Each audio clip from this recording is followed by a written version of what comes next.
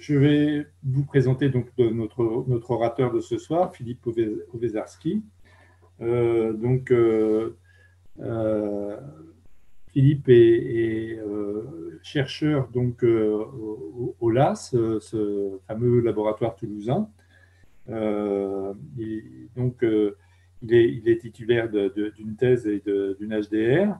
Après avoir séjourné quelques années aux États-Unis, il est revenu au LAS où il a pris la tête d'un département qui s'occupe principalement de toute la question de la sécurité des réseaux. Et voilà, donc il pourra en dire un petit peu plus sur son parcours s'il le souhaite. En tout cas, voilà, il est l'auteur de nombreuses publications, hein, plus d'une centaine, et également donc, de plusieurs ouvrages qui sont consacrés à ces sujets autour des réseaux et de la sécurité des réseaux. Il encadre de nombreuses thèses et de postdoc et donc siège dans différentes commissions du CNRS. Voilà, donc Philippe va nous exposer les principes de la 5G et quels sont les buts de ces développements, quels sont les atouts, qu'est-ce qu'on en attend et pourquoi en a-t-on peur, peut-être. Voilà, donc voilà, Philippe, je vous laisse la parole donc, pour environ 45 minutes de présentation. Oui, je disais merci Thierry. Donc effectivement, je vous remercie de m'avoir invité pour faire cet exposé sur un sujet qui passionne les foules, donc la 5G. Qu'est-ce qu'on a pu dire, qu'est-ce qu'on a pu entendre sur ce sujet-là?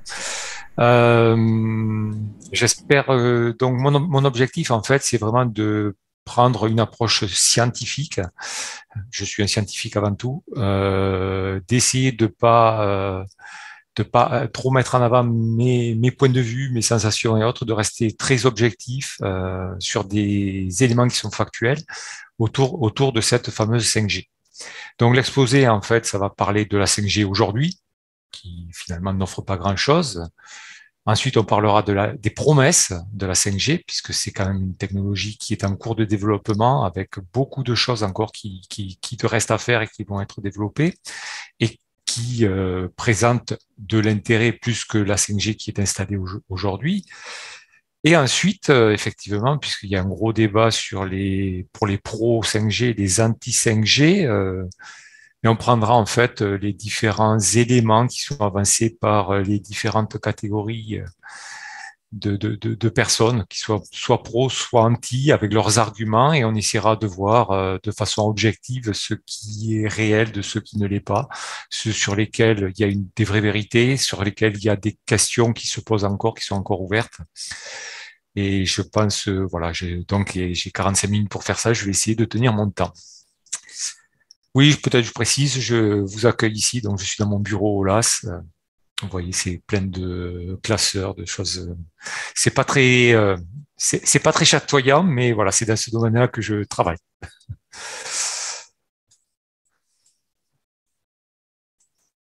Alors la 5G aujourd'hui, donc j'ai commencé à naître les promesses numéro 1 puisque c'est vrai qu'il y a déjà beaucoup de choses qui existent et qui ont été déployées. Donc la 5G ça a été ouvert il y a quelques mois en France et finalement le seul objectif parmi tous les objectifs qui sont au départ ceux que doit remplir la 5G, le seul qui est aujourd'hui offert c'est d'offrir plus de débit aux utilisateurs. Donc les réseaux qui sont installés aujourd'hui, les réseaux 5G qui sont installés aujourd'hui par les opérateurs qui ont obtenu une licence auprès du gouvernement français n'offrent que la même chose en fait en termes de services que avec la 4G, mais par contre avec des débits bien plus élevés. Je pense que j'avais oublié un transparent. Oui, voilà, c'était celui-là, puisque j'avais une introduction quand même sur ce qu'étaient les communications cellulaires, communications sans fil.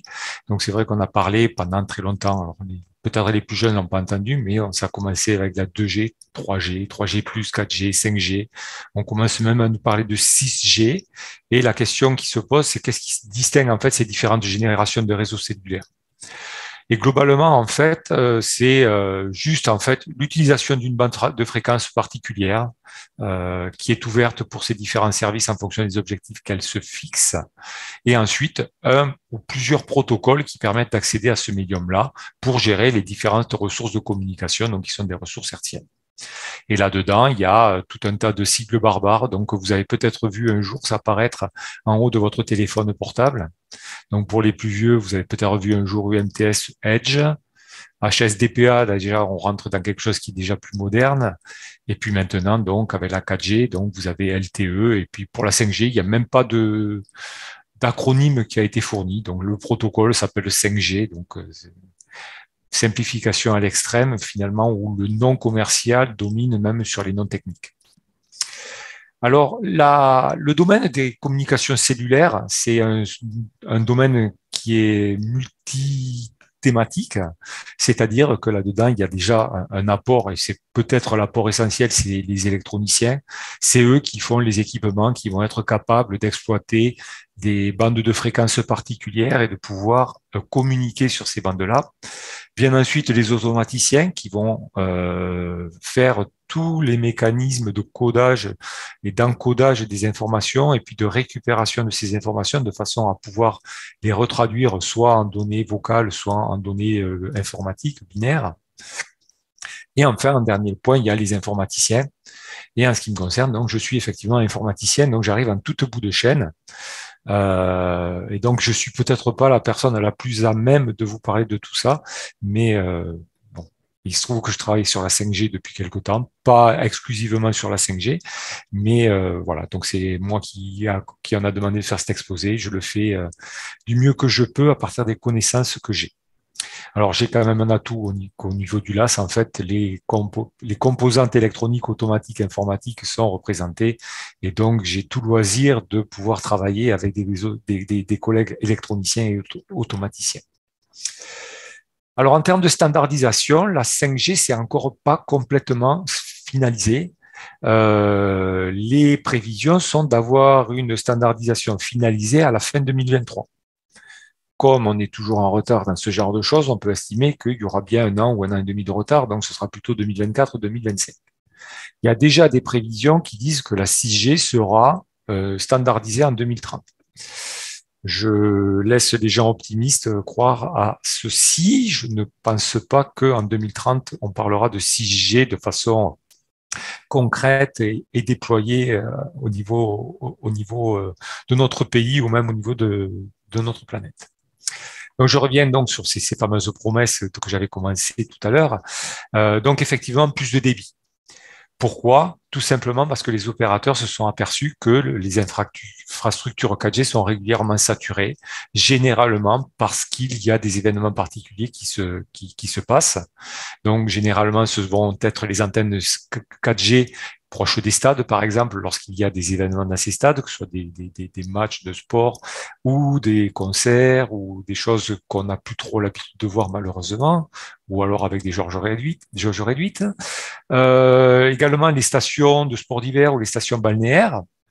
Ça, j'ai pu m'en rendre compte la semaine dernière. J'avais une semaine de vacances au ski et j'ai pu me rendre compte que les antennes qu'on avait à Luchon étaient complètement saturées le soir pour diverses raisons, et notamment l'une, que c'était mardi soir. Il se trouve qu'à Luchon, la TNT ne passe pas et tout un tas de gens voulaient voir Koh-Lanta et étaient obligés de le regarder sur leur téléphone portable. Et donc, effectivement, ça a créé une saturation au niveau des infrastructures de communication autour de Luchon et donc toutes les stations de sport d'hiver qu'il y a dans les environs. Également, donc, de façon régulière, les aéroports, les gares aussi, lorsqu'il y a des afflux massifs de voyageurs au début des vacances ou à la fin des vacances, se retrouvent aussi régulièrement saturés. Et donc, la 5G est censée répondre à ce besoin d'avoir toujours plus de bandes passantes. C'est un fait avéré. Les besoins augmentent en volumétrie au niveau des communications. On est passé de la télévision haute définition à la télévision 4K. Donc, effectivement, multi-support. Donc, vous pouvez recevoir ça sur votre grand écran à la maison, comme vous pouvez décider de le recevoir sur votre téléphone mobile. J'en veux pour preuve les gens qui sont venus toquer à ma porte en me disant mais il n'y a pas la une, qu'est-ce qu'on peut faire dans l'immeuble, et puis qui donc ont regardé koh sur leur téléphone mobile. Il y a tous les aspects réseaux sociaux aussi, donc et toutes les plateformes vidéo, que ce soit Instagram, Facebook, YouTube, le fameux métaverse dont on en dit qu'on en a vu lancer à grand bruit. Alors, je sais pas si ça existe vraiment encore, j'ai pas, mais enfin, en tout cas, on en parle beaucoup. Et effectivement, il faut pas oublier qu'il y a plein d'usages qui paraissent farfelus, au moins pour moi qui suis d'un certain âge paraissent farfelus, qui est que de prendre en photo et de mettre sur Instagram immédiatement le plat que l'on vient de nous servir quand on va au restaurant, ou de mettre de façon instantanée le la photo du paysage ou la photo de groupe que l'on est en train de faire parce que on est avec des amis à un endroit particulier. Là-dessus, on rajoute évidemment tous les gens qui vivent là-dessus ou qui ont des revenus qui sont liés aux vidéos, que ce soit YouTube ou Dailymotion. Et effectivement, donc il y a de nouveaux business, de nouveaux comportements qui sont apparus et qui vont dans le sens d'augmenter indéfiniment. Alors, je ne sais pas si ce sera indéfini, mais on est toujours sur une croissance forte de la volumétrie des communications. Il y a également l'aspect, parce qu'on a quand même des réseaux filaires qui sont là. La France a fait de gros efforts pour que l'on ait des fibres optiques au moins dans tous les grands centres urbains, chez chaque particulier.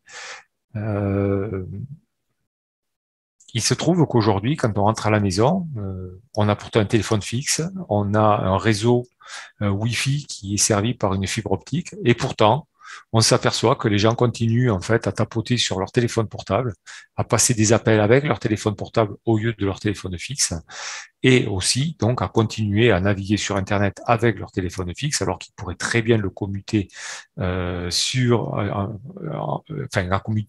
naviguer en 4G, alors qu'ils pourraient très bien le commuter en Wi-Fi.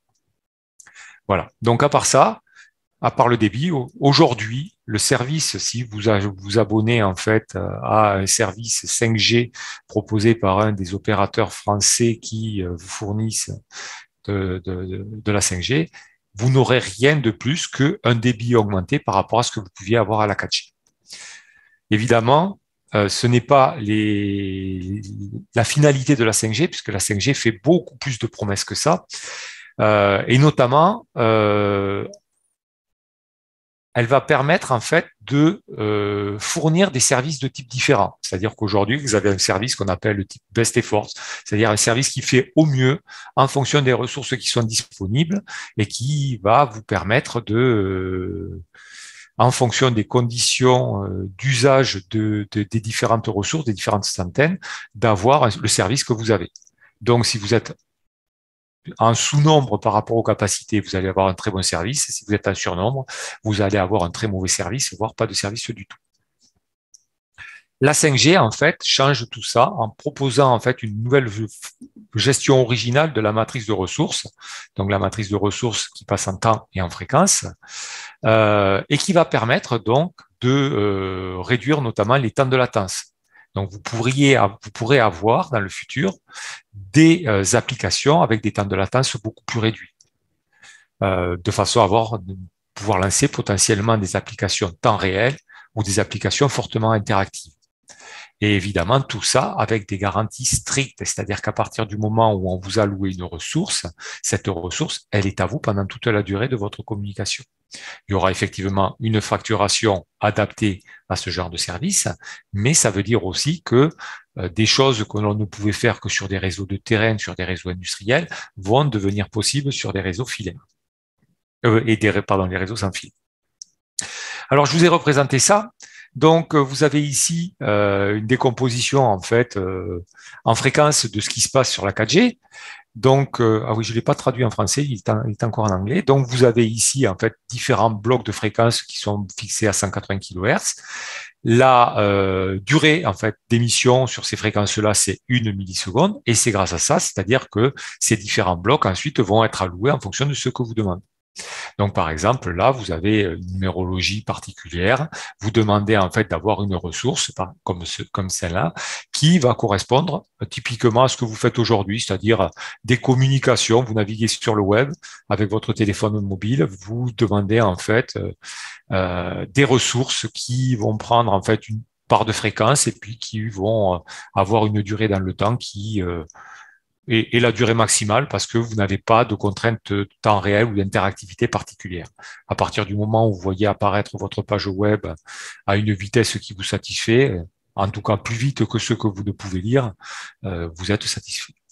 Si vous avez une application qui a des contraintes beaucoup plus fortes, une application ne serait-ce qui manipule de la voix ou par exemple des jeux interactifs très très utilisés sur les réseaux sans fil, Pokémon Go fut un exemple frappant qui a beaucoup révolutionné de choses. Donc vous voyez qu'il a une forme différente, c'est-à-dire que là vous allez plutôt agir sur plusieurs canaux de 180 kHz. Par contre, vous n'allez pas utiliser toute la largeur temporelle de votre slot, de façon justement à permettre de réduire les temps de latence. Par contre, effectivement, cette zone en vert grisé ne peut plus être utilisée comme on le souhaite. Si par exemple, on a une demande de numérologie type mu égale 0, on ne peut plus la rentrer dans cet espace-là. On ne pourra rentrer que des demandes en fait en numérologie mu égale 2. Et donc, effectivement, on arrive en fait sur une gestion peu efficace parce qu'on risque de perdre cet espace-là qui ne pourra pas être utilisé et qui est en grande partie responsable du fait de la saturation des antennes 4G aujourd'hui et du réseau 4G. Et donc, la 5G propose une gestion beaucoup plus fine. Et donc, vous voyez, en fait, grâce à nos amis électroniciens qui ont fait de gros progrès, en fait, sur les technologies qu'ils mettent en place, il est possible de décomposer les temps fréquentiels en parties plus petites, mais également et surtout les espaces temporels en espaces beaucoup plus restreints. Et donc, effectivement, les ressources blocs que l'on avait avant sont devenus maintenant des small resource blocks puisqu'ils sont beaucoup plus petits. Et effectivement, ça va permettre de faciliter, en fait, la gestion des ressources en fonction des différents blocs et des formes de blocs que l'on veut pour les différents types de connexions. Donc, vous voyez ici, par exemple, même quand je mets un mu égale 2 quelque part, ça ne m'empêche pas de caser d'autres types de numérologie au-dessus et autres. Donc tout ça aussi pour dire que finalement mon métier, donc lorsque je travaille à l'optimisation de l'exploitation des ressources sans fil, ce n'est ni plus ni moins que de trouver un moyen optimal et où je gagne à tous les coups à un jeu qui s'appelle Tetris. Quand je continue donc sur les promesses, donc je vous ai parlé des classes de services et là je rajoute en fait un terme qui est le terme slicing. Je ne sais pas trop forcément le traduire en français, mais bon, il y a la notion de slice en fait qui sont des tranches et on va avoir en fait ces tranches qui vont être physiquement isolées. Donc comme vous avez pu le voir tout à l'heure sur le diagramme, sur la matrice temps-fréquence que je vous ai représentée, il n'y a pas de superposition. On n'autorise pas en fait de superposition quelconque entre les différents blocs que vous avez qui sont réservés pour les différentes communications. Donc ça veut dire que lorsque vous avez une connexion qui est établie, à partir du moment où vous demandez à ce qu'elle vous soit garantie, vous allez pouvoir l'avoir. Et donc, je vous ai montré donc différents types de blocs. Donc, vous avez vu, certains sont rectangulaires horizontaux, d'autres sont rectangulaires verticaux, d'autres sont beaucoup plus carrés. Ça correspond en fait à un certain nombre de services qui vont être proposés. Donc, 3 types de nouveaux services. Donc, celui que vous avez aujourd'hui, qui est EMBB, donc qui est en gros d'avoir un réseau qui va vous fournir plus de bandes passantes, avoir une bande passante mobile améliorée par rapport à ce qu'on connaît, et ensuite des services par rapport à des applications dont on entend beaucoup parler. Donc URRLC, donc c'est tout ce qui est faible latence, donc pour des communications qui vont être ultra fiables et à basse latence pour toutes les applications temps réel que l'on peut imaginer. Et ensuite, MMTC, donc, qui est pour tout ce qui est communication massive, beaucoup plus dédié, en fait, pour des communications de type Internet des objets, où on va avoir de tas de connexions en parallèle, puisqu'il y aura beaucoup d'objets qui vont vous demander à communiquer en parallèle, mais par contre, normalement, sur des périodes beaucoup plus courtes. On rentre maintenant un peu plus en informatique, puisque une des promesses aussi, alors indirectement, vous en bénéficierez, mais c'est surtout par rapport au travail des opérateurs que c'est utile. C'est aujourd'hui, en fait, il y a une tendance dans les réseaux qui a commencé il y a quelques années et qui se poursuit, qui est de rendre en fait le réseau de plus en plus programmable. La raison de cela, c'est on a toujours besoin donc de nos amis électroniciens qui vont fournir des équipements qui permettent de commuter les informations ou de switcher, enfin, ou de propager les informations le plus rapidement possible au niveau physique, hein, que ce soit avec des fibres optiques, des ondes lumineuses, avec des ondes électriques ou avec des ondes hertziennes. Par contre, au-dessus, donc effectivement, toute la gestion du réseau, donc qui se fait de façon informatique, va être complètement programmable. C'est-à-dire que tout le plan contrôle va être aujourd'hui géré par du logiciel, alors qu'elle était encore, il y a quelques années, gérée par du matériel. Les raisons, c'est que ça offre beaucoup plus de souplesse, en fait. Ça veut dire aussi, donc que si on veut changer de service, si on veut fournir plus de services ou des services différents, on ne sera pas obligé d'opérer sur le réseau et de changer tous les équipements du réseau.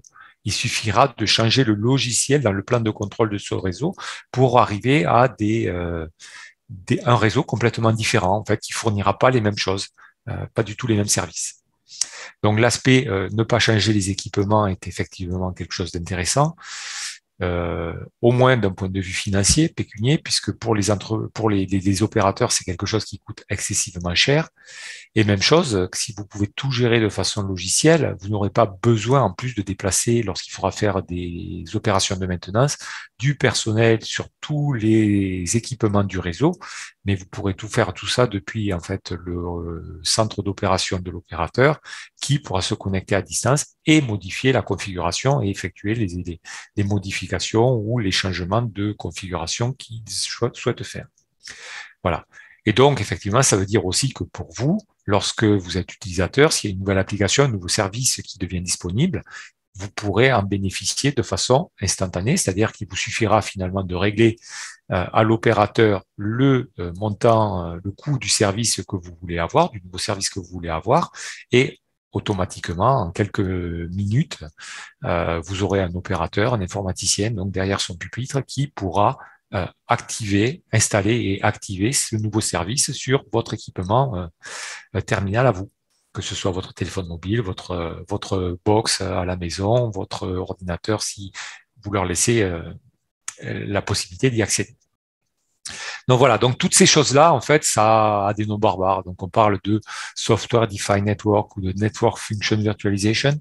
Donc en fait, tout ça, bon, c'est des notions qui sont un peu différentes quand on est informaticien, mais globalement, à ce stade de la présentation, conservez à l'esprit que ce sont des sigles que vous ne verrez peut-être jamais d'ailleurs dans votre vie, mais qui parlent juste en fait de cet aspect programmabilité du réseau qui apporte donc un moyen pour les opérateurs d'être plus flexibles, plus efficace, de réduire les coûts. Et donc, s'ils réduisent les coûts, on peut espérer que peut-être sur la facture du consommateur, ça se retrouvera. C'était au moins en fait en ce sens que ces choses sont au départ proposées. Je continue avec les promesses. Donc là, on va parler de la couverture universelle avec les réseaux et les réseaux 5G. Donc effectivement, vous devez avoir sans doute entendu dire qu'il va falloir planter des antennes 5G partout. On n'a pas forcément envie de voir tous les 500 mètres ou tous les 300 mètres une antenne de 30 mètres de haut avec un certain nombre d'antennes dessus. Il y a des gens qui craignent pour leur santé. Il y a, dans tous les cas, c'est moche au niveau du paysage. Quand vous êtes en pleine nature, si vous voyez une antenne comme ça tous les 500 mètres, c'est pas très beau. Il y a qu'à voir en fait des réflexions qu'on voit sur les lignes à haute tension de temps en temps. Effectivement, ça fait des balafres dans la nature et on n'a pas envie forcément d'avoir ça. Et d'où les efforts récents de EDF ou Enedis d'enterrer en fait les lignes à haute tension quand c'est possible. Alors, en ce qui concerne effectivement la couverture universelle des réseaux 5G, il est sûr que dans les villes donc, qui sont déjà bien défigurées, il n'y a pas de souci, il y a suffisamment d'immeubles, suffisamment de points hauts au sommet desquels on pourra mettre des antennes. Par contre, effectivement, pour les zones rurales, la solution se sera offerte par des satellites en orbite basse.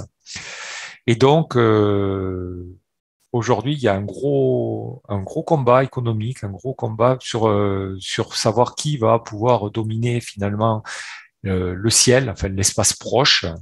Donc là-dessus, on voit les grands acteurs que l'on connaît bien, donc SpaceX avec son leader charismatique Elon Musk, Amazon avec Jeff Bezos, les deux d'ailleurs étant en procès actuellement pour une histoire de très très gros sous sur justement le contrôle de l'espace orbite basse. La Chine rentre aussi dans la course. Elle demande de l'autorisation à personne, évidemment, et il y a pas mal d'autres acteurs. Il faut savoir qu'il y a déjà plusieurs milliers de satellites en orbite basse qui ont été lancés. Je ne sais pas si les services sont déjà opérationnels, je ne crois pas, mais voilà. Donc à terme, il faut s'attendre à avoir plusieurs dizaines de milliers de satellites en orbite basse, donc à des altitudes de 200 ou 300 kilomètres, qui vont tourner très vite au-dessus de nos têtes, de façon à assurer une couverture quasi universelle en 5G de notre planète. Petite anecdote, vous avez peut-être vu il y a un mois, donc effectivement, il y avait une tempête spatiale et lors d'un tir, je ne sais plus si c'est Elon ou Jeff mais l'un des deux a perdu les 50 satellites qu'il venait de lancer et donc qu'il a mis sur une orbite poubelle en espérant les faire redescendre sur Terre, enfin les faire détruire dans l'atmosphère dès que ce sera possible.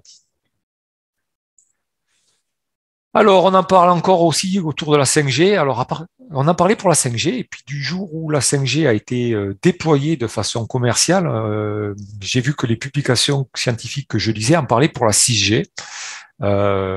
En gros, c'est quelque chose qui n'a aucune espèce d'importance puisque c'est de l'informatique. Donc, c'est complètement indépendant d'une quelconque génération de réseaux sans fil ou de réseaux filaires ou de n'importe quel type de réseau. C'est ça aussi l'avantage d'être informaticien et de travailler dans les réseaux, c'est que ce qu'on propose, peu importe le support derrière, on sera de toute manière complètement adapté ou adaptable à la technologie sous-jacente. Et donc là-dessus, il y a encore un gros mot qui apparaît. Donc, c'est un gros mot qui est apparu récemment qui s'appelle IA. Intelligence artificielle. Ça fait peur à beaucoup de gens. Il faut bien savoir aujourd'hui que sous le parapluie d'intelligence artificielle, on met beaucoup de choses. C'est un terme que je n'aime pas beaucoup, mais que je suis forcé d'utiliser de temps en temps, mais sur lequel on travaille depuis que je suis chercheur. Je travaille sur des aspects comme ça. Ça ne s'appelait pas avant de l'intelligence artificielle, ça s'appelait de l'optimisation, ça s'appelait de l'estimation, ça s'appelait de la classification. Ce sont en fait des mots barbares qui permettent de dire que l'on va faire des choses où on a un algorithme qui va produire automatiquement un résultat. Aujourd'hui, à partir du moment où un algorithme produit automatiquement un résultat, ça s'appelle de l'intelligence artificielle. Alors, n'ayez pas peur, l'intelligence artificielle, c'est pas le truc qu'on vous promet. Alors, il y a peut-être des gens qui vont faire de l'intelligence artificielle à la mode Terminator, où les machines vont prendre le contrôle de la planète, mais on en est bien loin. Et donc, moi, ce que je vous propose là-dessus, c'est aussi quelque chose qui va permettre de faciliter la gestion des réseaux, faciliter l'ajout de réseaux, faciliter aussi vous les services que vous demandez, et de façon à ce que ce soit des choses qui soient optimisées pour vos besoins. Donc, typiquement, quand je dis je fais de l'estimation, ça veut dire que je vais essayer de prévoir vos besoins. Donc, si j'arrive à dire que 8 fois sur 10 ou 9 fois sur 10, j'arrive à prévoir vos besoins, ça veut dire que je vais pouvoir avoir anticipé votre demande et avoir déjà réservé les ressources que vous allez demander. Si j'ai réussi à faire ça, 8 fois sur 10 ou 9 fois sur 10, vous allez avoir un meilleur service. La fois où je me suis trompé, vous aurez le service habituel. Même chose, donc, toutes ces parties optimisation, comme je vous ai parlé tout à l'heure de Tetris. Tetris, c'est juste un problème d'optimisation. Donc, effectivement, comme je vous disais, sur la 4G, rien n'est optimisé. Il y a des algorithmes d'allocation des ressources pour vos communications qui ne sont pas du tout optimisés. C'est-à-dire que l'algorithme, là où il trouve une place, il prend les ressources et il vous ouvre votre connexion sur ces ressources-là. C'est quelque chose qu'effectivement, on peut largement améliorer. Et donc, dans la 5G, on va aussi exploiter mieux les ressources qu'on ne le faisait dans la 4G, c'est-à-dire que lorsque vous allez demander à ouvrir une communication, les ressources, on ne va pas les mettre au premier endroit trouvé. On va chercher l'endroit le plus optimal de façon à favoriser, à préserver plus de latitude pour ouvrir plus de connexions pour plus d'utilisateurs en suivant. Voilà.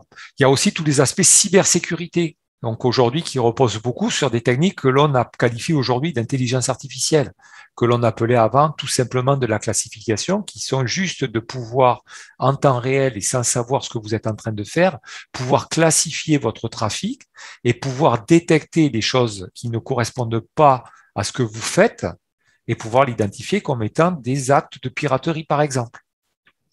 Donc voilà, donc vous voyez que sous ce terme intelligence artificielle, alors il y a peut-être des gens donc, qui font des choses dont il faut se méfier.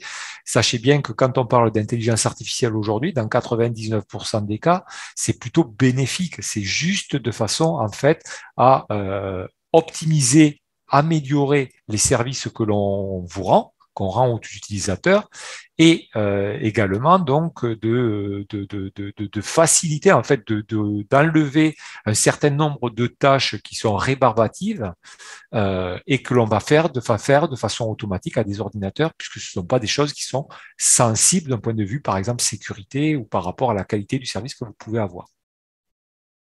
Voilà.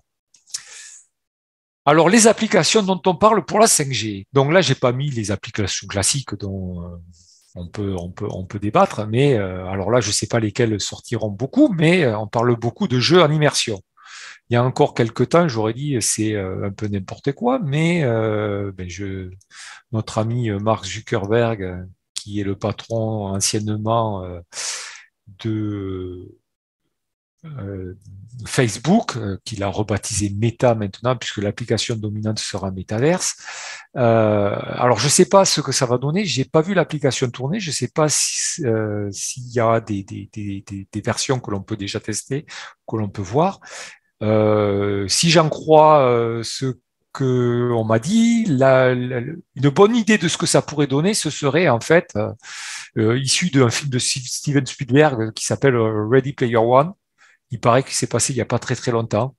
Bon, je ne sais pas si le monde va devenir ça, mais vu l'évolution que l'on a vue, notamment avec Facebook, aujourd'hui Instagram et autres, ouais, Metaverse, ça pourrait aussi devenir quelque chose qui va vous prendre, enfin, je sais pas, ok, au moins les gens qui sont sensibles à ce genre d'application, ça pourrait prendre beaucoup de temps dans leur vie quotidienne et voire même transformer leur vie où ils auraient une vie de plus en plus virtuelle, plus que réelle.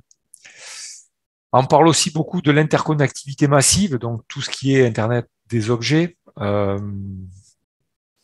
Ceux qui ont vu mes dernières interviews sur la question savent que j'ai des doutes sur le fait qu'il y aura des milliards et des milliards d'objets connectés à très, très court terme. Aujourd'hui, tout ce qui est Internet des objets, il n'y a pas grand-chose. Il y a quelques sondes météo par-ci par-là. Il y a beaucoup de caméras de surveillance dans les villes. Voilà. Donc après la surveillance massive, les applications auxquelles on pense partout.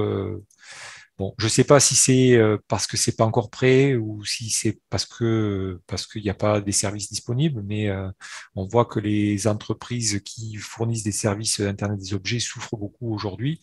Et voilà. Et peut-être aussi que l'arrivée de la 5G finalement a finalement dressé leur pierre tombale. Mais je sais pas. C'est quelque chose en fait qui est il va falloir voir, mais effectivement, il va se passer quelque chose là-dessus et ça va dépendre en fait des décideurs qui vont avoir des stratégies particulières. Donc certaines, comme celle par exemple de Meta, donc Mark Zuckerberg avec Metaverse, elle est claire. Lorsqu'il a son Facebook finalement qui est en perte de vitesse parce que les jeunes ne vont plus sur. En gros, si j'ai bien compris ce que me dit mon adolescente à la maison, c'est que Facebook c'est pour les vieux, ça n'a pas d'intérêt, que pour les jeunes c'est Instagram, c'est vachement plus dynamique, c'est vachement mieux. Donc voilà, donc moi je suis trop vieux pour comprendre ça, mais j'entends ma fille qui me dit que Facebook c'est mort, que c'est Instagram aujourd'hui pour les jeunes, et donc je comprends que Mark Zuckerberg, il ait une stratégie en lançant Metaverse qui est de reconquérir le marché des jeunes et des moins jeunes. Après, donc, les applications holographiques distribuées. Alors, je sais qu'on a un de nos candidats à la présidence de la République qui est un grand adepte de ce genre de choses, donc où il donne un meeting à un endroit et puis il donne un autre meeting avec un hologramme à un autre endroit. Je ne sais pas si c'est quelque chose qui a vocation à se généraliser, mais en fait, ça fait partie des applications qui sont mises en avant pour justifier la mise en place de la 5G. Ensuite, les villes intelligentes, tout ce qui est système de transport intelligent, avec des véhicules de plus en plus autonomes, en tout cas des véhicules connectés qui vont pouvoir recevoir des informations ou transmettre des informations. On y reviendra dessus. Il y a pas mal de choses qui, à mon avis, vont voir le jour, même si c'est pas du tout dans le sens où on l'entendait, mais chez les acteurs du transport, que ce soit les constructeurs ou les fabricants de pièces pour l'automobile ou pour le train, ils ont des stratégies aujourd'hui qui sont claires avec une diversification finalement de leur business avec une extension de leur zone de revenus. Il y a la téléchirurgie aussi très discutée, je pense très discutable en disant ça va permettre d'avoir des opérations dans des zones grises où il y a peu de services de santé et donc un chirurgien pourrait opérer à distance. C'est pas forcément ce en quoi je crois puisque dans ces cas-là, si vous avez les moyens de mettre un bloc opératoire quelque part, je pense que vous avez moyen d'y mettre une fibre optique. Par contre, je vois beaucoup plus les zones de théâtre, donc les zones où il y a eu des catastrophes naturelles, éventuellement les zones de conflit que l'on ne connaît que trop en ce moment, où effectivement il y a la possibilité finalement de prendre un shelter de l'île portée et puis de mettre là donc toutes les infrastructures qui sont nécessaires, notamment donc un hôpital de campagne et effectivement là de mettre en place une infrastructure de communication qui ne pourra pas être filaire et qui se fera forcément sans fil. Et dans ce cas-là, effectivement, une couverture universelle 5G pourrait apporter quelque chose d'intéressant et donc permettre, euh, par exemple, sur une zone bombardée en Ukraine, à un chirurgien en France ou ailleurs dans le monde d'opérer une personne qui a reçu un éclat d'obus et qui décéderait si elle n'était pas prise en charge immédiatement. Ensuite, il y a une grosse application qui, je pense, sera au cœur des développements de la 5G. Ce sont en fait des réseaux 5G professionnels privés, c'est-à-dire des entreprises qui, plutôt que de câbler tout leur site, vont finalement utiliser plutôt la 5G parce que ça évite tout un tas de travaux de génie civil qui sont extrêmement coûteux. Peu rentable. Et donc, effectivement, il y a la possibilité d'utiliser des gammes de fréquences de la 5G qui sont réservées qu'on peut réserver pour des usages personnels. Et donc, effectivement, on voit ça, notamment beaucoup en Allemagne, où des entreprises comme Siemens, par exemple, déploient sur leurs sites, qui sont multi-bâtiments, voire sur des sites dans des villes distantes, donc des réseaux 5G pour assurer les différents services qu'ils ont. Et l'aspect en fait multiservice, donc où on peut avoir des applications de temps réel, va dans ce sens-là. Alors j'ai quelques images avant de passer après sur des choses beaucoup moins scientifiques. Voilà, alors je bouge ma souris en espérant que vous les voyez. Donc effectivement, ce ne sont pas les paraboles, les antennes 4G, 5G, donc ce sont aujourd'hui ce sont les mêmes. Ce sont donc des équipements qui sont placés en hauteur, donc je pense au moins à une quinzaine de mètres, plus couramment une trentaine de mètres de haut. Et donc, ce sont ces antennes-là que vous voyez, ces espèces de parallélépipèdes rectangulaires avec des bords arrondis que l'on voit. Donc, j'en ai une qui est en version plus grosse. Donc, voilà, dans une ville, une antenne de 5G qui a été déployée. Et ensuite, j'ai une courbe, donc qui est l'allocation du spectre fréquentiel que l'on a. Alors, j'ai pas trouvé celui qui concerne la France, je l'ai pas trouvé en ligne. J'ai trouvé celui des États-Unis. Donc, vous voyez que c'est chargé quand même. Donc, la 5G avec ses 3 et quelques gigas jusqu'à 6 gigas, elle doit être par là, en espérant toujours que vous voyez ma souris. Et donc, vous voyez quand même que c'est une zone qui est déjà beaucoup occupée. Donc, ça veut dire que potentiellement, déjà, vous recevez pas mal de signaux dans ces fréquences-là si vous êtes à proximité de gens qui les utilisent. Donc effectivement, ça ne veut pas dire que c'est parce que c'est alloué que c'est utilisé, et surtout que c'est utilisé près de chez vous. Mais globalement, ça veut dire que des gens ont réservé ça, et s'ils l'ont réservé, c'est certainement qu'ils ont des utilisations particulières. Donc voilà, donc voyez aussi qu'on reçoit des choses à beaucoup plus haute fréquence, beaucoup de choses à beaucoup moins haute fréquence. Donc les choses à beaucoup moins haute fréquence, on en avait conscience, puisque la télévision, on sait que ça marche déjà comme ça depuis très longtemps, la radio aussi. Par contre, effectivement, on voit qu'il y a énormément de services sur des très très hautes fréquences que l'on ne soupçonne pas forcément quand on n'est pas quand on met pas le nez dans ce genre de spectre d'allocation, de table d'allocation des spectres. Alors maintenant, donc, je vais rentrer dans une partie qui est beaucoup moins facile pour moi, et donc ça me s'est arrivé puisque effectivement quand on m'a demandé de faire cet exposé, j'ai reçu donc un certain nombre de documents de la part des organisateurs, et notamment des documents rédigés par les Antilles 5G qui auront tout un tas d'arguments pour dire que la 5G, c'est nul, qu'il faut absolument l'arrêter, qu'il faut la débrancher.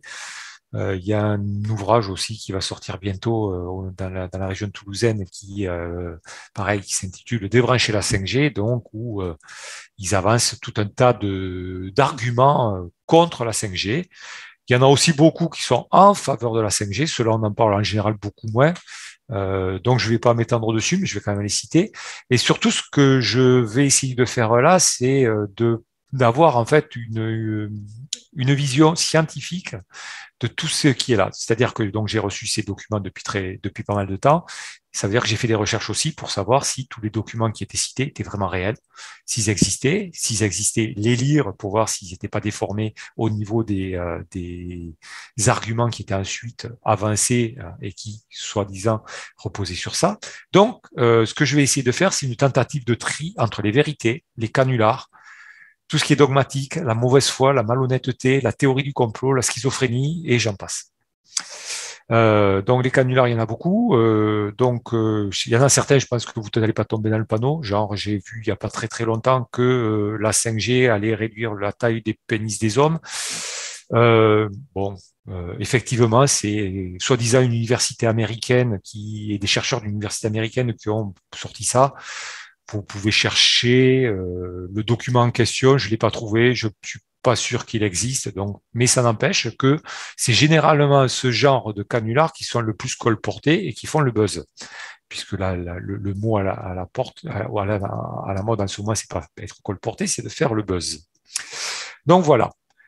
Donc effectivement, donc l'impact sociétal, pour les pros, c'est clairement. Donc là, on a souvent entendu Emmanuel Macron, notre président, vanter la 5G par rapport à des possibilités de développement économique faramineux.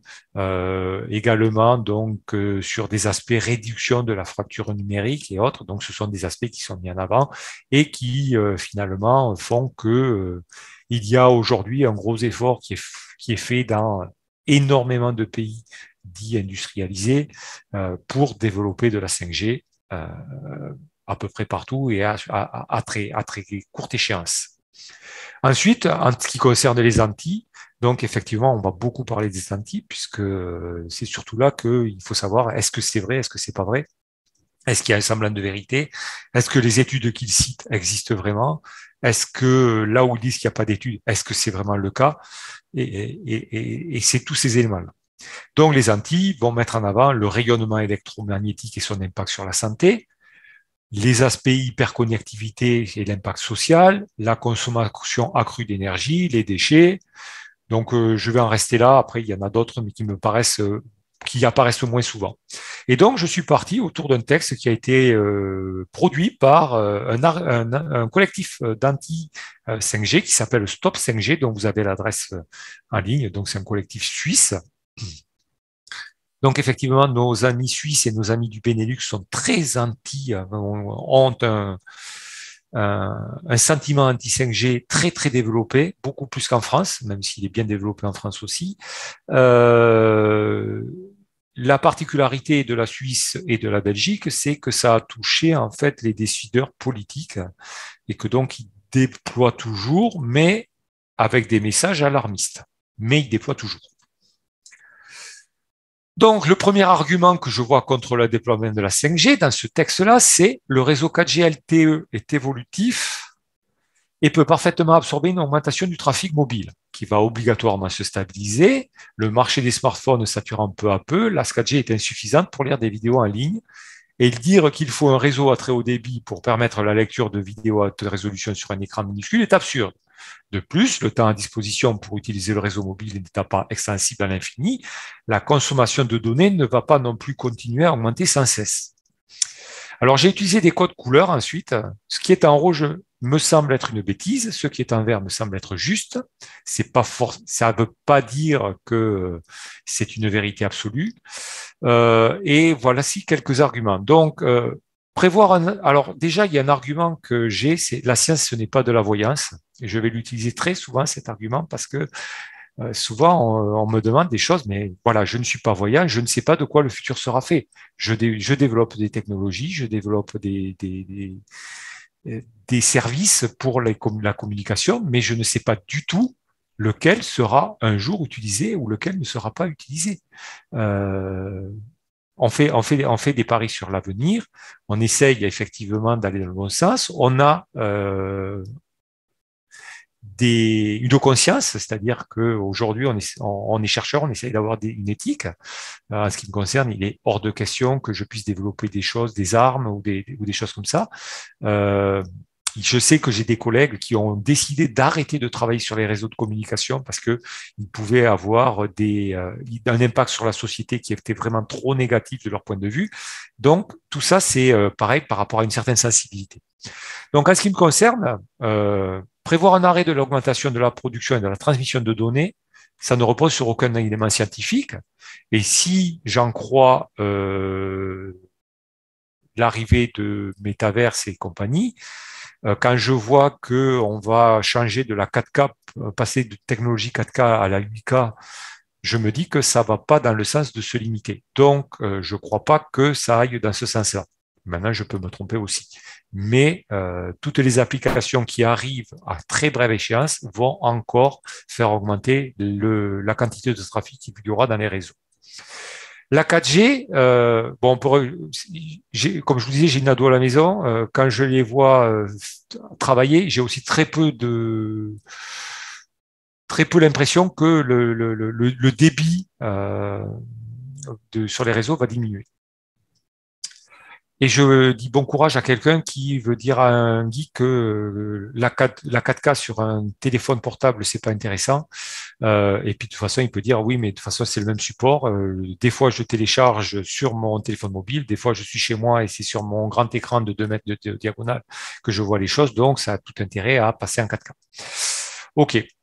En ce qui concerne l'augmentation du trafic qui pourrait être absorbé par la 4G, aujourd'hui, la réponse, elle est non. Il y a pas, ou alors il va falloir multiplier les antennes, mais après, on va se heurter à des problèmes d'interférence et on ne saura pas gérer des augmentations fortes du trafic. Donc aujourd'hui, ça, par contre, la 4G qui peut absorber tout le trafic, non. S'il se stabilisait, sans doute, ça n'a pas l'air d'être le cas. Ensuite, deuxième argument des anti. Il n'y a pas besoin de 5G pour les communications machine-machine, ni pour la télémédecine. Les réseaux existants suffisent. Pour les communications machine à machine, c'est vrai que quand on voit les applications qu'on a aujourd'hui, donc essentiellement de la vidéosurveillance, les caméras, quand on les observe dans la ville, on voit bien qu'elles ont une alimentation électrique. L'électricité, ça arrive encore par un câble, puisqu'il y a un câble, on peut très bien y coller un deuxième câble réseau, ça poserait pas de problème. Donc effectivement, de ce point de vue-là, si on reste sur des applications machine-machine qui sont de la télésurveillance, c'est sûr que ça pose pas de problème. Même chose, si on parle de la ville intelligente et qu'on parle des panneaux électroniques ou autres, ça, il n'y a pas de justification pareille. Soit on y met un panneau photovoltaïque dessus et on l'alimente électriquement, soit on y met un câble. Donc effectivement, ça peut être alimenté électriquement par câble, donc aussi en termes de réseau par câble. La télémédecine, je me suis déjà exprimé dessus, clairement, entre, je ne sais pas quelle ville je peux prendre, en Ariège qui est peu pourvu en hôpitaux, et puis ensuite faire de la télémédecine avec Toulouse, clairement, ça passera par un câble. Je ne vois pas pourquoi on passerait par la 5G, mais par contre, comme je disais, sur des zones de théâtre, il y a certainement des applications qui seront intéressantes là-dessus.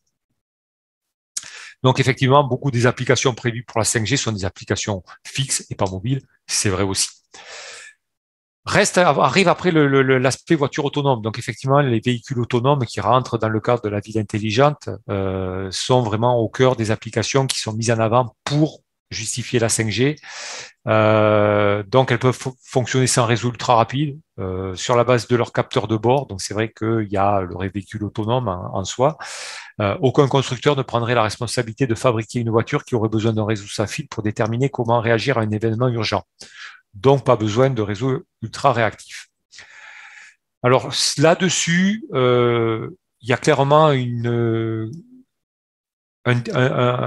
hiatus sur ce que l'on appelle par véhicule autonome, parce qu'aujourd'hui, effectivement, la législation ne permet pas le véhicule autonome. On parle surtout en fait de véhicules connectés et d'aide à la conduite. Donc, je voudrais qu'on règle de notre vocabulaire le terme de véhicule autonome. Il y en a eu en Californie, ça c'est très mal fini. Aujourd'hui, ils sont interdits. Et effectivement, il y a beaucoup de travaux maintenant qui résultent de cet échec que l'on a cuisant qui a été observé en Californie. Donc, comme je disais, c'est non tranché légalement, mais dans les faits, aujourd'hui, vous mettez votre téléphone portable dans votre véhicule, vous avez un véhicule connecté, et les effets donc de cette connexion apparaissent. Quand vous avez des applications comme Waze, on voit bien qu'aujourd'hui, on se plaint qu'il y a plein de chemins vicinaux qui sont saturés parce que ils sont pris par le protocole de routage Waze comme étant des alternatives pour suppléer la rocade, par exemple. Donc effectivement, on voit bien que là-dessus, il y a pas mal de soucis. Mais au niveau donc des véhicules, s'ils sont connectés, effectivement, vous pouvez avoir plein d'informations qui arrivent, comme il y a un bouchon quelque part, et ça, on l'utilise déjà.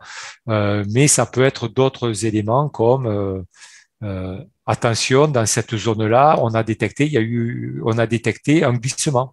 Vous avez un véhicule, l'ESP tout d'un coup est passé pour un conducteur, s'est mis en marche. Il peut très bien communiquer ça à une base, à un réseau d'une ville ou à un cloud. En général, on parle d'un cloud dans ces cas-là, un cloud, un nuage.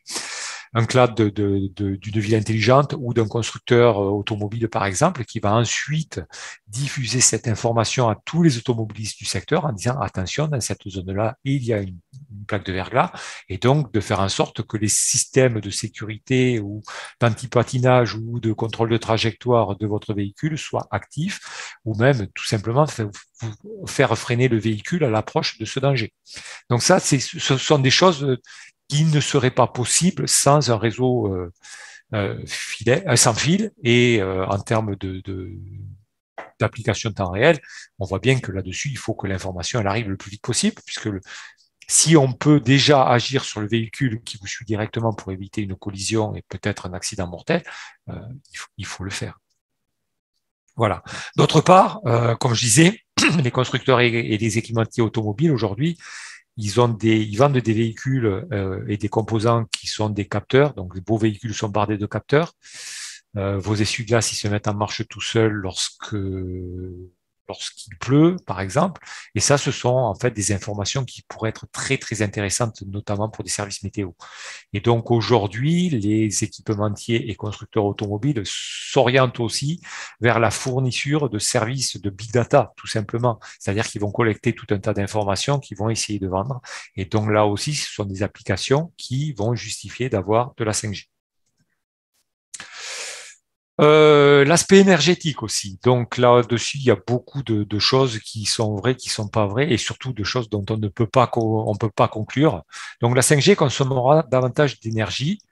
Donc selon l'I3E Spectrum, dans date de ce machin-là, une station de base 5G devrait généralement consommer environ 3 fois plus d'énergie qu'une station de base 4G, et il faut davantage de stations de base 5G pour couvrir la même zone. Étant abonné à l'I3E Spectrum, cette référence n'existe pas. Donc là, il y a mensonge. Ensuite, dans les faits, donc ça, on l'a mesuré, puisqu'il y a des antennes 4G et il y a des antennes 5G. Donc, une station de base 5G pour un débit donné consomme beaucoup moins qu'une station 4G pour le même débit. Par contre, effectivement, après, le diamètre d'une cellule 5G est plus petit que celui d'une cellule 4G, donc il faudra rapprocher les stations de base 5G pour la continuité géographique du service. Donc, si vous voulez, en vous déplaçant à pied, à vélo, en voiture, continuer à avoir votre connexion qui vous suit même quand vous changez de cellule, effectivement, il faudra plus souvent des antennes. Par contre, ce qu'il y a, c'est que sur une même zone, sur une même cellule, une seule station de base 5G suffira, là où il en faudrait 4 ou 5 pour le même service, pour être capable d'assurer ce service-là en 4G. Donc, pareil, tout ça est en zone rurale, donc effectivement, on ne se pose pas la question, puisque c'est prévu que ce soit couvert par des satellites en orbite basse, qui auront des panneaux solaires et sont alimentés par le solaire dans l'espace. Donc voilà, donc encore une fois, la science, c'est pas de la voyance. On n'a pas de certitude sur les usages et les utilisateurs. On ne sait pas aujourd'hui dire combien il y aura d'abonnés 5G dans les différentes zones. Donc c'est une question qui est impossible à trancher. On peut faire des modèles. Donc on peut très bien avoir des modèles optimistes, pessimistes. Et finalement, on ne sait pas lequel. Dans tous les cas, en fait, ce ne sera pas forcément la réalité. Donc on peut dire si on dit qu'il y aura tant de millions d'abonnés, ou tant de dizaines de milliers ou centaines de milliers d'abonnés à Toulouse dans 6 mois. Effectivement, donc avec une distribution que l'on peut estimer avec un nœud bien fort dans l'hypercentre et puis avec des distributions un peu plus faibles au fur et à mesure que on va en banlieue, donc vers des zones qui seront plus pavillonnaires. Donc effectivement, on peut très bien estimer quelle sera la consommation énergétique. Mais c'est pareil, c'est basé sur l'hypothèse qu'on fait d'une certaine distribution de la population connectée à la 5G. Donc là, pareil, on peut, mais moi, je ne sais pas. De façon, avec un esprit scientifique, je suis incapable de dire si la 5G, ça consommera beaucoup plus que ce qu'on connaît aujourd'hui avec la 4G, ou si ce sera l'inverse, ou si ce seront des valeurs équivalentes. Après, il y a l'irradiation locale. Donc là, pareil, je ne suis pas biologiste. Donc, je me suis renseigné, j'ai cherché notamment les références qui sont indiquées. Donc, effectivement, les valeurs d'irradiation locale augmenteront énormément à cause des antennes adaptatives prévues pour la 5G. Les limites actuelles ne sont pas scientifiques puisqu'elles ignorent les effets biologiques des ondes électromagnétiques. Le Conseil de l'Europe l'a d'ailleurs reconnu dans sa résolution en 1815 en disant que ces limites présentent de graves faiblesses. Alors, j'ai tout mis en rouge. Alors déjà, effectivement, aujourd'hui, avec la 4G et la 5G, on utilise des antennes massives. Les antennes massives, ça veut dire qu'en fait, on va adapter le spot d'onde vers l'usager qu'on doit servir. C'est-à-dire, plutôt que d'irradier à 360 degrés, on va irradier en fait sur un tout petit angle de façon à ne couvrir que le terminal de l'usager qui, à un moment donné, demande à communiquer. Donc, ça va dans le sens en fait de limiter l'irradiation. Les effets biologiques des ondes électromagnétiques ont largement été étudiés. Quand on tape un petit peu là-dessus, on trouve énormément d'études bibliographiques, d'articles. J'en ai lu quelques-uns. Aujourd'hui, donc, par rapport à ce que j'ai lu, c'est qu'il n'y a pas de preuves avérées de leur nocivité. Bon, après, c'est une conclusion qui ne plaît pas aux Antilles. Donc, effectivement, ils vont remettre en cause les protocoles expérimentaux qui ont été mis en œuvre. Et effectivement, c'est pas un être humain qu'on a mis et qu'on a irradié. Ce sont en fait des cultures de cellules qui ont été mises là et puis en fait qu'on a irradié. Donc, effectivement, ça se comporte pas forcément de la même façon que nos cellules dans le corps humain. J'en dirai pas plus. Je suis pas spécialiste de la question, mais il faudrait peut-être poser la question à des biologistes. Ceux qui publient sont généralement assez d'accord, puisque de toute manière, ils font à peu près le même type d'expérimentation, donc pour dire que il n'y a pas de nocivité avérée à partir quand ils réalisent leurs expérimentations. Et quant à la résolution numéro 1815, elle ne dit absolument pas cela. Donc la conclusion a été sortie de son contexte, et elle dit tout simplement qu'aujourd'hui, il y a des normes qui ont été fixées, que ces normes ont été fixées de façon totalement empirique, et qu'elles reposent sur rien. Donc ça, c'est vrai, les anti ont raison là-dessus. Par contre, ce que dit la résolution, c'est juste que la plupart des téléphones mobiles ou des antennes de communication ne respectent pas les seuils qui sont fixés par la Commission. Mais comme ces seuils, on ne sait pas à quoi ils correspondent et s'ils ont une réalité d'un point de vue santé, sanitaire, on ne sait pas quoi conclure. Ensuite, il y a tout ce qui va être les dommages de la 5G sur la santé humaine, la flore ou la faune, sur les oiseaux migrateurs et autres. Donc là, pareil, je suis pas éthologiste, je suis pas biologiste, donc je me suis renseigné aussi, donc j'ai regardé. Donc là-dessus, il y a des agences nationales qui sont. Alors moi, quand je vois agence nationale, pour moi, elle est indépendante. Elle n'est pas liée à un industriel particulier, un opérateur qui veut absolument pouvoir déployer ses antennes. Donc aujourd'hui, moi, je suis dans une agence nationale, je travaille au CNRS, donc le CNRS, j'estime qu'on est neutre, et j'espère que c'est comme ça qu'on est perçu, parce que dans les faits, on est neutre. Donc voilà, donc l'agence l'ANSES, donc Agence nationale de sécurité sanitaire de l'alimentation, de l'environnement et du travail, pareil, a fait réaliser des tas d'études. Il n'y a pas de preuve avérée de la nocivité des ondes 5G. Donc là, quand on rentre dans les détails, en fait, il y a une moindre pénétration cellulaire des ondes 5G par rapport à des ondes de plus faible fréquence. Autrement dit, plus la fréquence est élevée, plus l'onde a tendance à rebondir sur le type cytoplasme des cellules. Par contre, on observe un effet thermique plus marqué.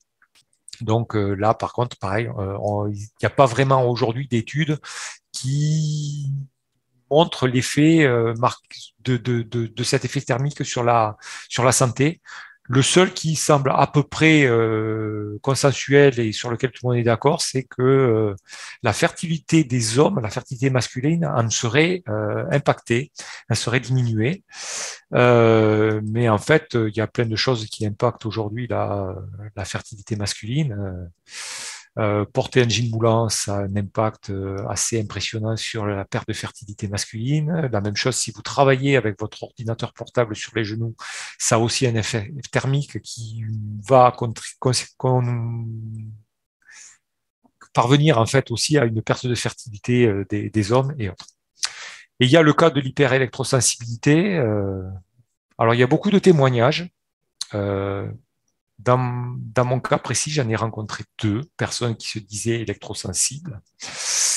Je ne sais pas si je peux rentrer dans les détails, mais globalement, malgré un certificat médical qui a testé de leur électrosensibilité, je pense que le problème était beaucoup plus psychiatrique. Et en gros, c'était dans ma résidence, donc 2 personnes qui, lorsqu'on a installé les compteurs Linkin, tout d'un coup, ont été très perturbés, se baladaient avec des bonnets en papier d'alu sur la tête et autre chose.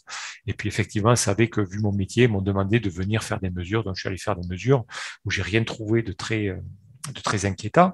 Alors, effectivement, c'était sur le palier. Et sur le palier, donc, elle m'a dit, non, Philippe, il faut que tu viennes plus loin, viens chez moi.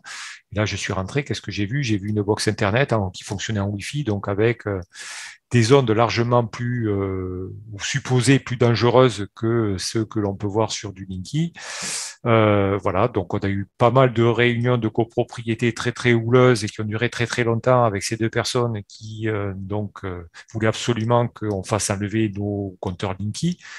Alors que beaucoup trouvaient ça plutôt sympathique de ne pas avoir quelqu'un qui vienne, de ne pas être forcément là ou de ne pas avoir affiché notre relevé de compteur tous les 2 mois pour avoir la facture.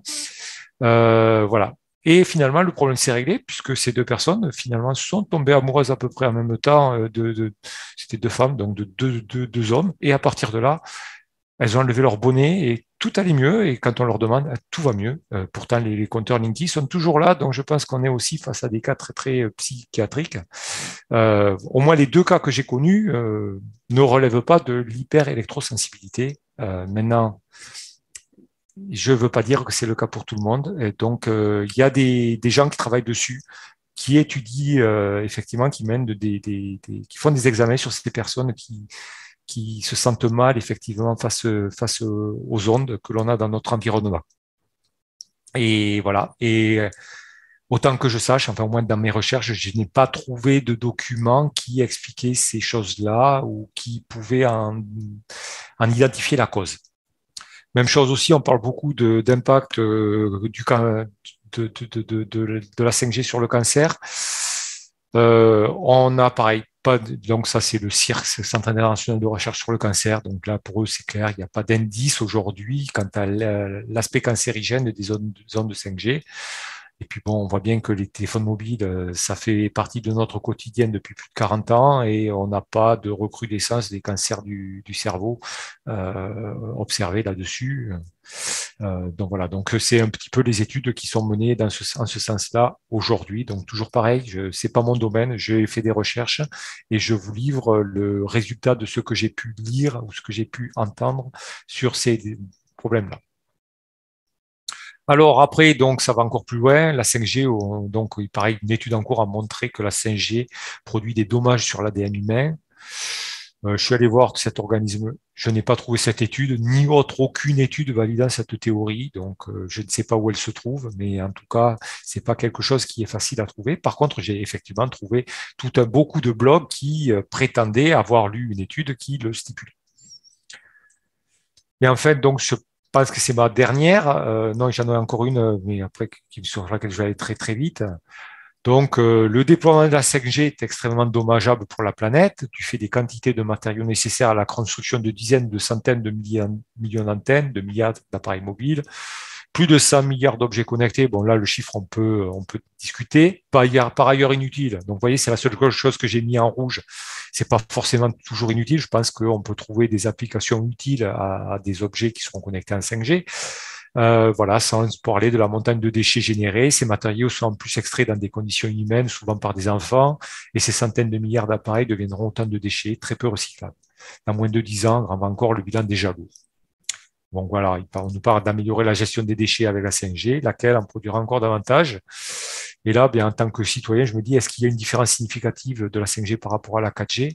Et finalement, n'est-ce pas le cas de toute activité humaine, où finalement, on se voit bien la face dans nos civilisations soi-disant industrialisées, où on ne fait pas cas finalement d'envoyer tous nos déchets en Inde ou en Chine, et puis pareil, d'avoir toutes les usines un peu dégueulasses, de les envoyer en Chine, là où ils en veulent, c'est-à-dire là où il y a des personnes qui en ont besoin pour avoir des revenus.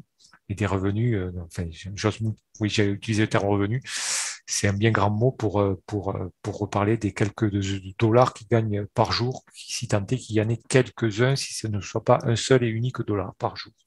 Donc voilà, donc effectivement, là-dessus, je suis d'accord, mais je crois que c'est toute notre façon de vivre qui est impactée par ça et qui devrait être remise en cause, et pas simplement la 5G. Est-ce que la 5G fera qu'on y contribuera plus?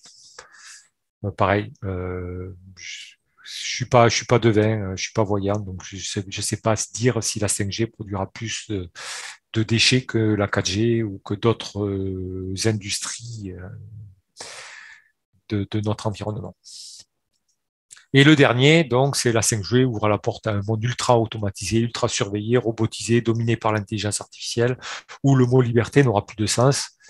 Donc là, il n'y a aucun élément scientifique, donc je vais juste prendre ma casquette de citoyen neutre. Et selon votre sensibilité, finalement, vous devez pouvoir juger cette position dans un spectre qui va de lucide à paranoïaque. Voilà. Je vais préciser quelque chose. J'ai un téléphone mobile parce que l'école de ma fille m'a obligé à en avoir un, quasiment. Enfin, ils m'ont pas obligé, mais c'était en gros, il faut absolument que j'en ai un. Parce que si on doit me joindre, il faut qu'on puisse me joindre à tout moment. J'ai un téléphone à touche. Donc, je n'ai pas un téléphone, comment ça s'appelle, un smartphone et tout ça. Donc, je ne suis pas très client de ces choses-là. Et pourtant, je travaille à développer non, c'est pas moi qui ai développé la 5G. Je travaille à l'optimiser justement de façon à faire en sorte qu'elle soit plus optimale et plus au service des citoyens et plus efficace de façon à justement éviter d'en avoir partout dans notre champ de vision. Voilà, j'arrive à la partie questions-réponses. J'ai un peu dépassé mon temps. J'ai fait 1 heure au lieu de 45 minutes. Je m'en excuse.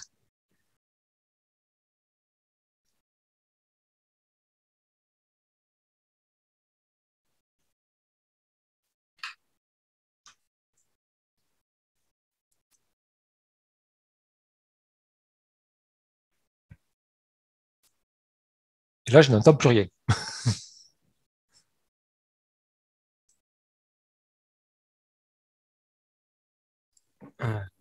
Oui, je ne sais pas si Thierry arrive à récupérer son micro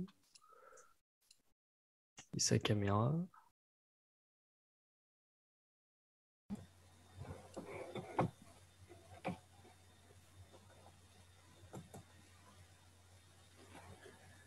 Voilà. Donc, on va passer donc maintenant à la session de questions et réponses. Il y a eu pas mal de questions qui ont été déposées donc, sur différents sujets. Un de ces sujets concerne les risques de piratage. Donc, j'ai plusieurs questions qui touchent à cet aspect-là. Sur la vulnérabilité de façon générale, ça ne porte pas exclusivement sur la 5G, mais sur les réseaux non filaires. Quels sont les risques de brouillage, par exemple, ou quels sont les risques de piratage qu'on peut trouver sur les réseaux non filaires? Alors, le piratage, c'est un vaste sujet. En fait, la sécurité informatique est un vaste sujet. Ça va de choses très, très basiques jusqu'à des choses beaucoup plus évoluées. Dans les choses basiques, ça va être tout simplement quelqu'un qui va essayer d'utiliser votre téléphone à votre place. Donc, tout simplement d'essayer de se faire passer pour vous pour pouvoir utiliser votre forfait. Là-dessus, il y a des tas de solutions qui existent. Donc, ça passe par finalement une identification forte que vous pouvez avoir. C'est déjà existant dans les téléphones que vous avez aujourd'hui. Ça existe depuis la 2G, la 3G. Donc, effectivement, ce sont des cryptages. Ça peut être cassé, mais normalement, il faut plusieurs mois pour les casser. Donc voilà. Donc c'est en gros, il y a peu de risques que vous fassiez pirater votre téléphone de cette façon-là. Après, c'est pas forcément. Donc la 5G, en fait, tout ce qui est réseau cellulaire, c'est pas forcément par là qu'on va vous piquer vos informations, puisqu'ensuite il y a effectivement le vol d'informations que vous pouvez avoir sur votre téléphone.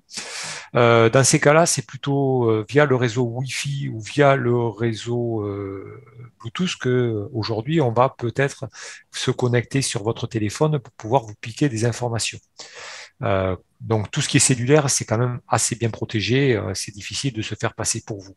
C'est pas des protections insurmontables. Donc ça veut dire si jamais vous avez la mafia russe qui a décidé que vous êtes sa cible, elle arrivera à décrypter votre identificateur et à se faire passer pour vous. Mais bon voilà, c'est quand même dans dans des cas très très extrêmes. Pour tout ce qui est donc vol, piraterie de votre téléphone, enfin quand je dis vol, c'est vol des données que vous avez sur votre téléphone. Là effectivement, c'est plus par le Wi-Fi. Parce que vous avez sans doute pas désactivé votre Wi-Fi quand vous vous baladez dans la rue. Et donc, effectivement, quelqu'un qui passerait pas très loin de vous, alors en Wi-Fi, ça a quand même une portée assez intéressante, pourrait se connecter si vous n'avez pas mis un code pour protéger votre Wi-Fi. Donc, ça fait partie des choses qui normalement sont faites. Vous avez normalement une clé cryptographique qui est mise et qui sert en fait à crypter tout votre trafic sur votre réseau Wi-Fi. Sur le Bluetooth, bah non, il y a rien. Donc, si vous avez activé votre Bluetooth et que quelqu'un passe à quelques centimètres de vous, bah, il va pouvoir vous pirater. Euh, donc, désactivez votre Bluetooth. Alors, je sais que ça peut être compliqué, notamment pour ceux qui ont un système de paiement sur le téléphone ou qui ont leur passe TCO sur le téléphone. Mais effectivement, dans les faits, si vous voulez être serein, il vaut mieux désactiver votre Bluetooth après chaque utilisation. Parce que là, il n'y a pas de protection aujourd'hui sur les réseaux Bluetooth que vous avez sur votre téléphone. Après, au niveau des infrastructures particulières, donc là, il y a toutes les attaques par déni de service, où là, on va tenter d'inonder le réseau justement de façon à le saturer de sorte à ce qu'il puisse plus répondre.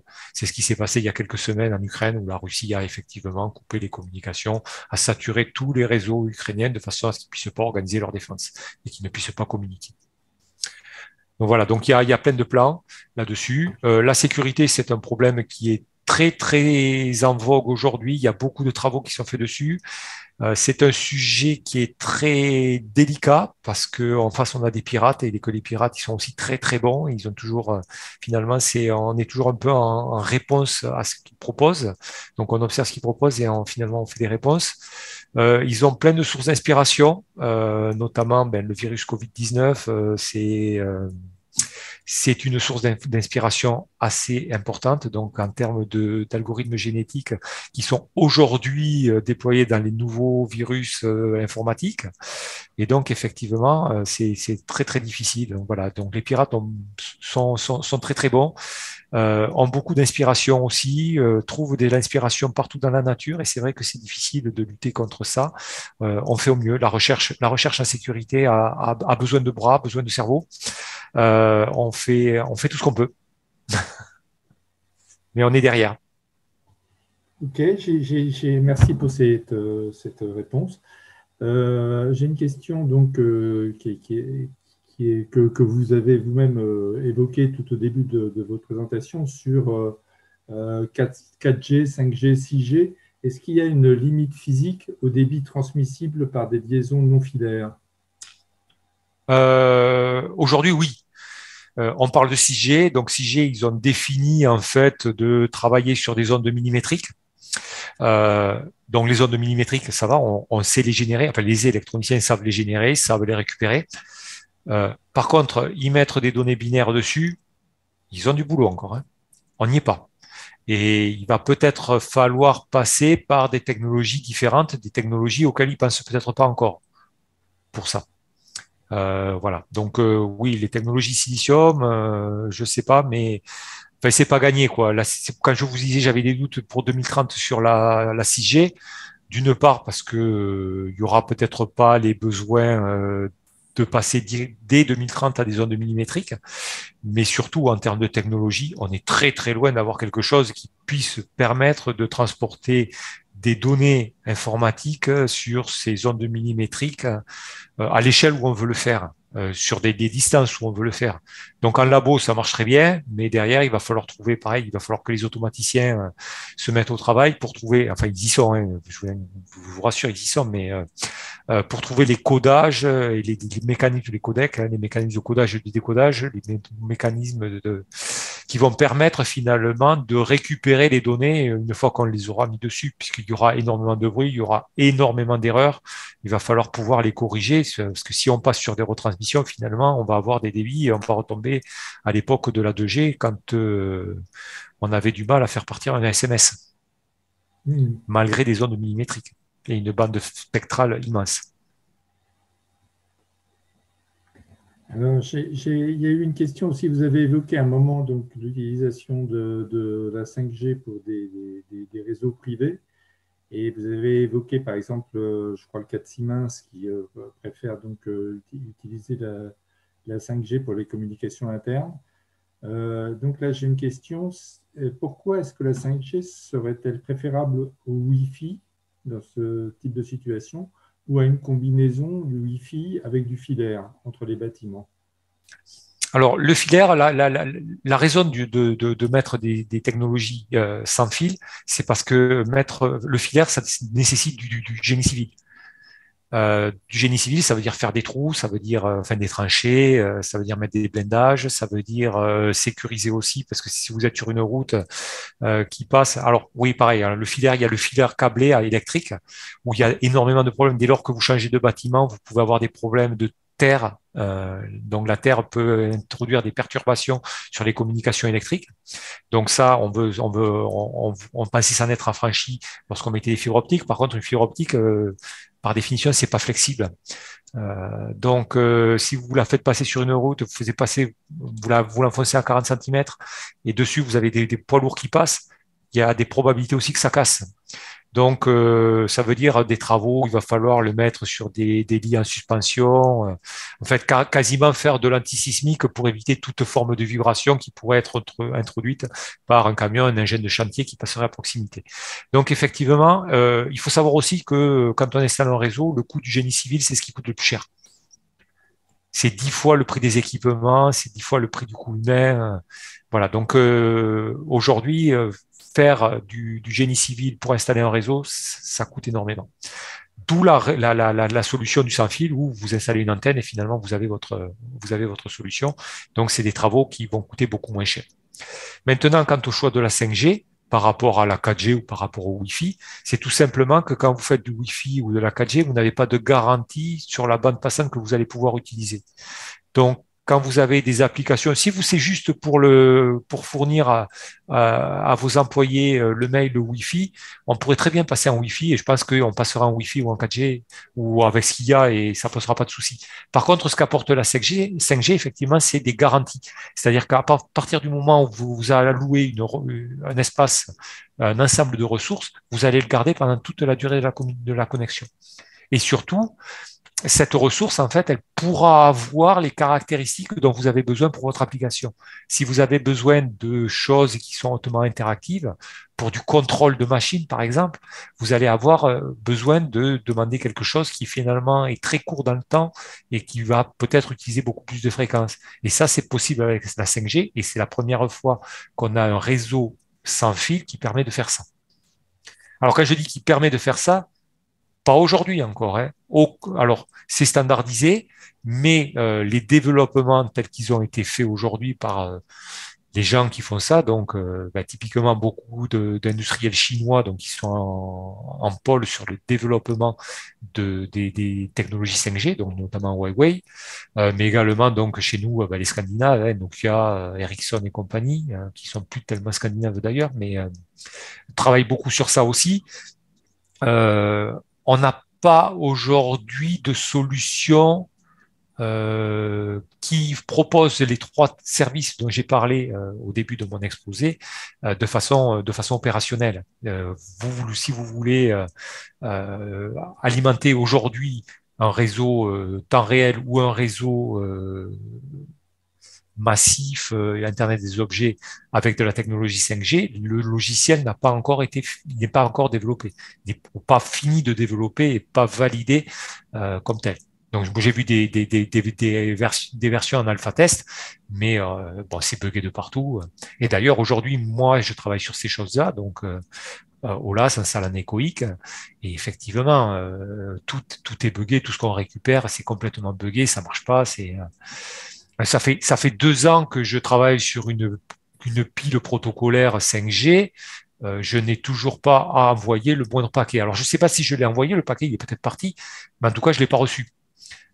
Donc, il y a quelque part, soit il n'est pas parti, soit je suis pas capable de le récupérer. Mais ça fait 2 ans. Alors, c'est vrai que en salle anéchoïque, on peut pas aérer. Donc, en cette période de pandémie, on a été très, très ralenti sur nos projets parce que effectivement, on pouvait pas utiliser la salle anéchoïque comme on le voulait à pleine puissance. Mais voilà, donc, ça fait quand même 2 ans, alors pas à temps plein, mais 2 ans que j'essaye de, de, de débugger une pile protocolaire 5G pour essayer de faire la transmission 5G au moins au niveau de mon labo. Donc voilà, mais voilà, la raison de déployer de la 5G, c'est essentiellement de pouvoir avoir ces services-là et donc d'éviter d'avoir des réseaux filaires et tout le génie civil qui est très coûteux et qui en découle. Ok. Alors, on a dans les différentes questions ou remarques que nous avons reçues, il y en a un certain nombre qui concernent donc les articles que vous avez évoqués, notamment l'article de Spectrum. Il y a donc plusieurs personnes qui ont trouvé un article qui avait un rapport avec la 5G. Donc voilà, donc vous trouverez leurs commentaires sur Oui, alors des articles Spectrum sur la 5G, il y en a plein, hein, puisque comme je vous dis, je suis oui. abonné. Si je suis abonné, c'est parce que c'est une revue que je lis. Euh, voilà, après, à la date donnée et autres, avec les conclusions qu'il y a, non. Alors, des articles dans Spectrum qui parlent de la 5G, il y en a tous les mois. Mais avec les conclusions, et comme je vous dis, comme je le lis tous les mois, j'ai une bonne connaissance de ce qui est publié dans les 3 de Spectrum. Celui-là, avec ces conclusions-là, je l'ai jamais vu.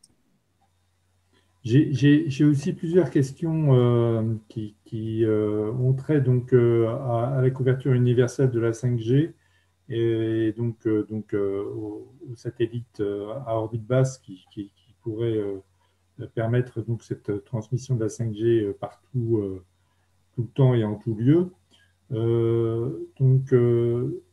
Donc, certaines questions donc, font allusion à d'autres options qui avaient été étudiées dans le passé, qui est plutôt que d'utiliser des satellites, utiliser des drones stratosphériques stationnaires qui permettaient donc de transmettre. Est-ce que vous savez si c'est un projet qui est encore d'actualité ou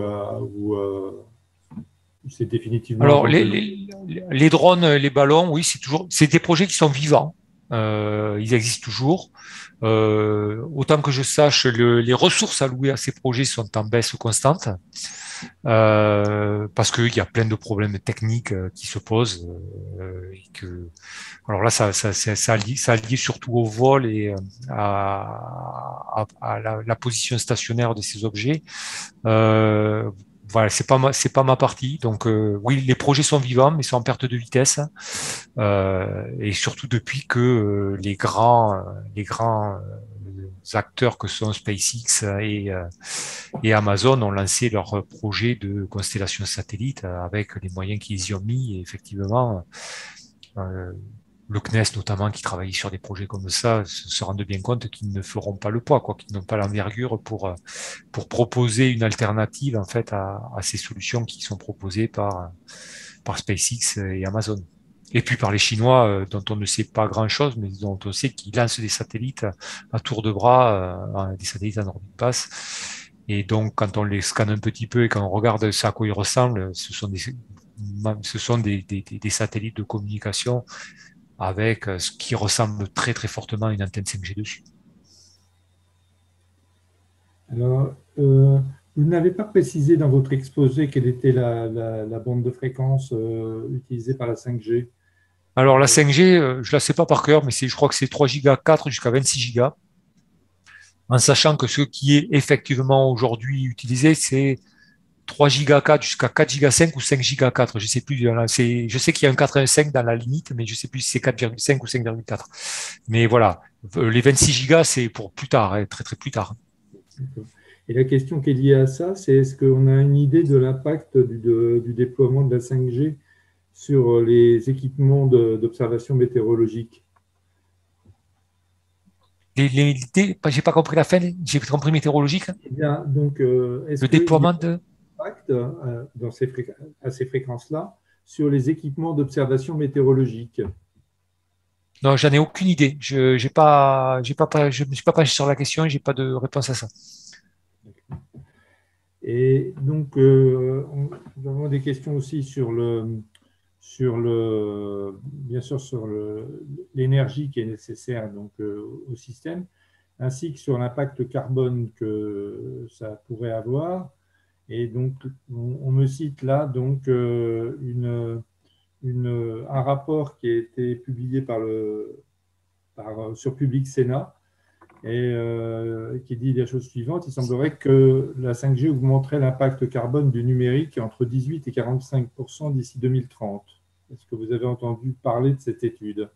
Ah oui, oui, j'en ai entendu parler, puis il y en a plein d'autres qui ont été proposés. Il y a tout un tas d'associations aussi qui ont fait leurs propres études. Euh, peut-être, peut-être. Mais ça va dépendre de beaucoup de choses. Ça va surtout dépendre des usages. Donc effectivement, quelle va être la croissance des usages? Est-ce qu'on va continuer à télécharger des films de plus en plus gros? Est-ce qu'on va continuer après, pareil, on parle des usages de la société numérique. Est-ce qu'on va continuer à stocker toutes les vidéos qu'on stocke? Alors, je sais que les influenceurs Instagram, ils sont friands de ça. Je sais que les ados que j'ai à la maison, ils sont friands de ça. Ils sont toujours en train de cliquer sur des vidéos, regarder des vidéos. Il y a des influenceurs qui produisent des vidéos, voire plusieurs vidéos tous les jours, qui font plusieurs gigaoctets et que l'on stocke de façon pérenne, quoi, sur des très très longues durées. Je pense que c'est plus là qu'il y a une consommation d'énergie. Après, effectivement, 5G plutôt que 4G, ça va aller mieux puisque on va consommer moins au niveau de l'antenne pour passer plus de débit que si on utilisait plusieurs antennes 4G. Donc, honnêtement, je pense que la 5G, telle qu'avec une augmentation qui est celle, si la courbe d'augmentation du trafic est celle dans le futur est celle que l'on voit aujourd'hui, euh, si par une régression linéaire on arrive à quelque chose d'à peu près ce qu'on estime, la 5G ce sera mieux que la 4G, mais ça va se jouer sur des mini pourcents de la consommation énergétique globale des techniques du numérique. C'est plus le cloud et des choses comme ça qui consomment énormément d'énergie plus que les antennes 5G. Absolument. Alors, je vois que maintenant l'heure avance et donc on a des décrochages maintenant de l'antenne, si je puis dire. Et donc, je voudrais peut-être vous poser une dernière question, puisque vous avez pas mal insisté sur la question des déchets et de l'impact environnemental des antennes notamment. Je voulais savoir si les antennes 2G, 3G, 4G, il était question de les démonter un jour. Ah ben la réponse elle est claire. Puis alors là, puisque mon frère travaille dans ce domaine-là, les antennes 2G, elles ont été démontées déjà et elles ont été revendues à des pays comme le Kosovo par exemple après la guerre, qui avaient besoin de mettre une infrastructure de communication. Donc là, il y a eu recyclage, réutilisation. Alors, je ne sais pas quel est le coût carbone parce qu'il faut quand même transporter ces grosses structures, donc ça, c'est pas neutre en carbone. Mais effectivement, toutes les antennes 2G qu'on avait en France ont été démontées déjà, ou presque toutes, et sont parties quelque part ailleurs dans le monde. Elles n'ont pas été jetées. Les antennes 3G, le processus est en cours. Mais la 3G, je suis pas sûr que ce soit arrêté encore en France. Je pense qu'il y a encore des endroits où le service 3G est fourni.